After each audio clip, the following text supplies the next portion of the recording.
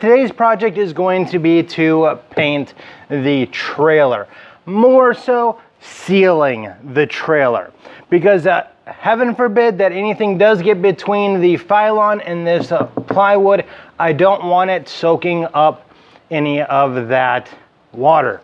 Now, I'd mentioned before that I had some extra paint to paint this. Well, as it turns out, I only had like a half of a gallon, and I wasn't really sure if that was gonna be enough for this whole trailer.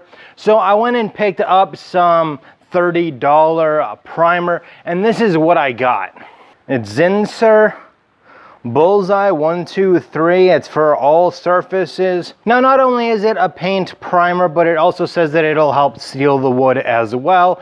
So I figured that it should be enough to take care of any moisture that may get in between the Phylon there and the wood. So that's today's project, but first I got to do a little bit of taping just around the front as well as the back of the trailer, because I really don't want to get any of this primer on the nice black frame.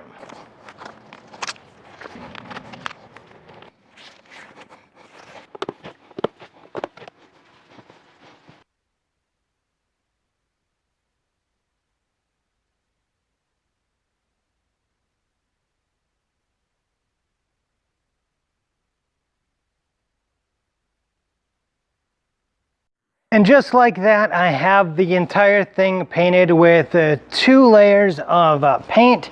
There were a couple of spots like this where the paint peeled, and I repainted over those with a nice thick layer of paint as well.